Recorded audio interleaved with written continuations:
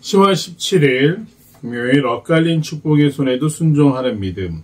창세기 48장 17절에서 22절까지의 말씀입니다. 오늘 아버지 야곱이 자신의 아들들 므낫세와 에브라임을 축복하는 상황에 요셉은 특이한 점을 발견하게 되었습니다. 바로 아버지가 손을 교차해서 축복의 더 큰 축복의 의미가 담긴 오른손을 에브라임의 머리에 얹었고 또 왼손을 므낫세의 머리에 얹어서 축복하는 것을 보면서 마음속으로 오늘 기뻐하지 않았다라고 성경은 기록하고 있습니다. 그렇죠. 절차대로 순서대로 해주시기를 바라는 마음으로 아버지의 손을 다시 자신의 힘으로 올바로 돌려놓으려고 하면서 아버지에게 그가 장자니 아버지 그리마옵소서 이는 장자이니 오른손을 그의 머리에 얹으소서 하면서 아버지 오른손을 에브라임의 머리에서 므낫세의 머리로 옮기려고 했습니다. 여기까지가 이제 요셉의 시도고 마음이었죠. 그런데 야곱이 뭐라고 말합니까? 나도 안다. 나도 안다. 두 번이나 말합니다. 아들에게 강조해서 말하는 것이죠. 내가 아무 생각이 없어서 눈이 흐려져서 이렇게 하는 것이 아니라 의도를 가지고 있다라는 것을 이야기합니다. 그의 한 족속이 되며 그도 한 족속이 되며 그도 크게 되려니와 그의 아우가 그보다 큰 자가 되고 그의 자손이 여러 민족을 이루리라 라고 이야기를 합니다. 여기서 야곱이 가지고 있는 어떤 영적인 해안, 통찰력이라고 하죠. 경험과 하나님의 계시를 통해 뭔가 다른 사람들은 보지 못하는 바를 지금 에브라임에게서 보고 있는 것입니다. 이것이 나중에 어떻게 이어지는가? 또 야곱은 왜 그렇게 장자의 축복을 에브라임에게 주려고 했는가?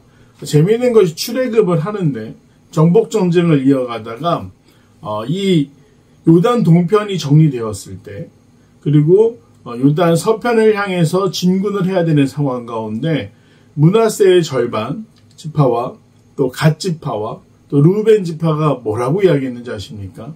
우리는 여기에 머물겠다. 그들은 고센 땅에서 목축을 중심으로 했던 경험을 가지고 있었습니다. 그리고 사실 농경도 했지만 바로 앞에 나갈 때 우리는 약을 치는 사람입니다 라고 이야기한 것처럼 히브리인 하면 유대인 하면 양을 치는 사람들 목축이 중심이 된다라고 볼 수 있는데 요단 동편의 땅을 봤더니 양을 치기에 너무나 적합한 땅이었습니다. 그들은 하나님이 약속하신 저 요단강 건너편에 약속의 땅이 있음에도 불구하고 자신들의 생각에 지금 자신들에게 만족을 주는 것 바로 눈앞에서 여기 정착하면 편안히 살겠다. 먹고 사는 데는 문제가 없겠다 싶었던 곳에 머무르겠다고 이야기를 하는데 재밌는 것은 무엇이냐? 이 야곱의 12아들 중에 첫 번째 아들이 누굽니까? 르우벤이었습니다. 근데 그곳에 남겠다고 한 것이 르우벤 지파였습니다. 그리고 또한 갓 또한 실바의 아들들 중에 장남이었습니다. 갓 지파도 그곳에 남겠다고 합니다. 므낫세는 요셉의 아들들 중에 장남이었습니다. 물론 이들은 꽤 긴 시간이 지나 400년이 넘는 시간 동안 그 형제들이 살아남은 것은 아니지만 그 지파들이 하나님의 언약의 백성으로서 이름을 잇는다라고 했을 때 오늘 전쟁에 앞장서고 열심을 다했던 에브라임과 달리 므낫세는 자신의 눈앞에 이익을 쫓았다. 즉 약속의 땅보다는 오늘의 평안을 선택했다라는 점에서 오늘 야곱이 무엇을 보았는지는 모르지만 그 축복을 반대로 하고 있는 것이죠. 결국 어떻게 됩니까?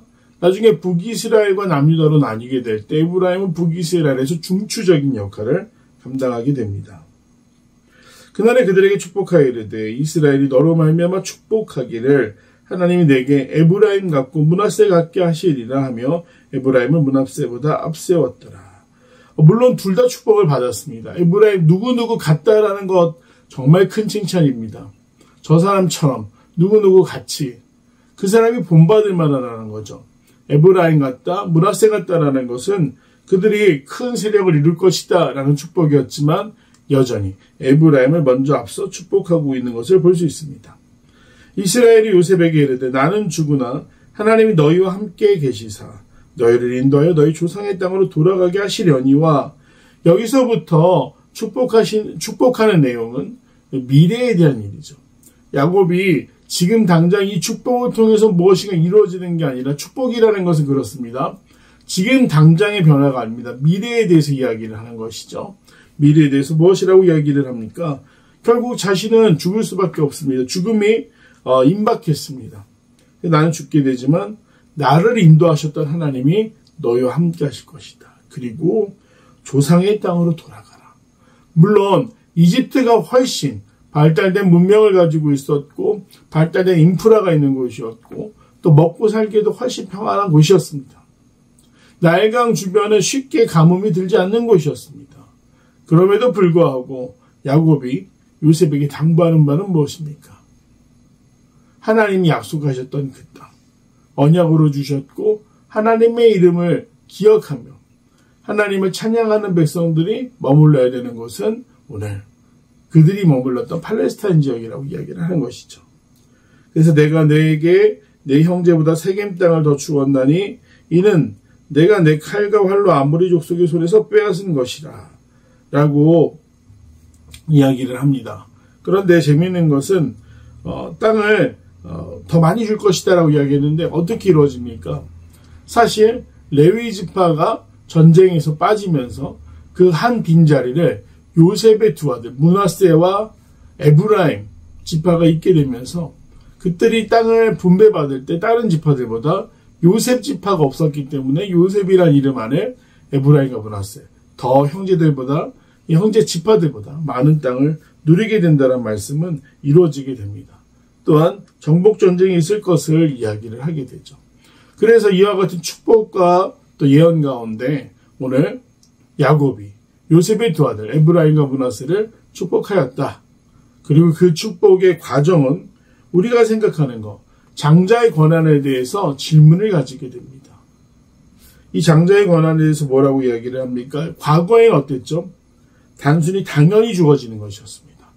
태어난 순서에 의해서 먼저 태어난 아이가 아버지의 재산을 더 많이 받게 되는 상황이었습니다. 그런데 오늘 야곱에서부터 어떻게 됩니까? 이것이 증명해야 되는 것, 장자로서의 자격이 있는가를 질문하고 있는 것이죠. 야곱도 70이 다되기까지 형 에서의 그 일탈과 이기적인 행동을 보면서 그에게 장자의 권한이 장자의 어떤 자격이 없다라고 생각했습니다. 또 그 앞서서 자기 아버지 이삭도 마찬가지였습니다. 사실 이스마엘이 먼저 태어난 의붓 형제였지만 결국 하나님의 이름을 잊게 되는 건 적통이었던 이삭이었습니다. 그렇기 때문에 당연히 주어지는 것이 아니라 쟁취하는 것. 그러지 않고서는 그 아버지의 이름과 하나님의 언약을 온전히 이어갈 수 없을 것이다 라는 어떤 개인의 통찰을 통해서 오늘 에브라임을 축복하고 있는 것을 볼 수 있습니다. 축복은 당연한 것이 아닙니다. 우리가 그 하나님의 언약 안에 있기 위해 노력할 때 우리에게 주어지는 선물이지 그것이 당연히 내가 누려야 될 어떤 권한이 아니라는 것. 그리고 그 축복이 누구로부터 비롯됩니까? 오늘 언약의 주관자이신 하나님께로부터 비롯된다라는 것을 우리가 오늘 말씀을 통해 알 수가 있습니다. 내용 관찰입니다. 요셉은 야곱의 오른손이 차남 에브라임 머리에 얹히자 어떤 반응을 보입니까? 기뻐하지 아니함. 아버지의 손을 다시 옮기려 했습니다. 2번, 하나님께서는 요셉의 두 아들에게 어떤 계획을 가지고 계십니까? 그의 아우가 그보다 큰 자가 되고 그의 자손이 여러 민족을 이루리라 라고 축복하게 하십니다. 3번, 야곱은 왜 요셉의 기대와 달리 손을 엇갈려 두 아들을 축복합니까? 그에게는 통찰력이 있었습니다. 그건 경험과 계시를 통해 그가 가지게 돼 있는 이 야곱만의 시선이었습니다. 그러기에 에브라임을 볼 때 므낫세보다 이 언약을 이어가는데 더 크고 강한 민족을 이룰 것이다 라는 것을 깨닫고 에브라임에게 장자의 축복을 하게 됩니다. 4번, 사람의 기준이 아니라 하나님의 주권적인 선택이 역사 가운데 이루어진다는 사실을 믿은 야곱을 보며 무엇을 느낍니까? 자신의 삶도 하나님께서 베풀어 주신 오늘 여기서 보는 하나님의 주권적인 선택을 통해서 장자의 축복을 누렸던 것이 바로 야곱의 삶이었습니다. 험난한 세월을 보냈지만 그는 끝끝내 하나님이 약속하신 장자의 축복을 누리게 되고 그의 아버지의 이름도 이어갈 수 있었습니다. 이것을 보면서 단순히 고난이라는 것이 어려운 날들이라는 것이 물론 야곱의 선택과 실수로 인해 그에게 징벌처럼 주어졌던 시간이 있지만 그 시간은 그를 넘어뜨리는 시간이 아니라 더 성숙하게 하는 시간이었다. 그래서 힘든 날들을 통해서 더 성숙하며 굳건한 믿음으로 통찰력을 가지게 된 야곱을 볼 수 있습니다. 그러기에 우리가 고난이 다가올 때 어떻게 해야 됩니까? 야곱처럼 하나님을 의지하고 성숙할 수 있는 기회라는 것을 기억하시면서 견뎌내야 된다는 것이죠. 5번, 하나님의 뜻을 거부하고 내 뜻을 고집했던 적은 언제입니까? 내 생각을 내려놓고 하나님의 뜻을 받아들이기 위해 오늘 무엇을 실천하겠습니까? 매 순간이 내 뜻이 앞장서게 되는 것 같습니다. 쉬고 싶다라는 생각, 놀고 싶다라는 생각도 마찬가지고, 또 어떤 선택을 해야 될 때 우리가 말씀의 기초로 해서 선택해야 되는데 자꾸만 그 당시에 내가 해야 되는 일, 하고 싶은 일들이 우선이 되는 경우가 많습니다.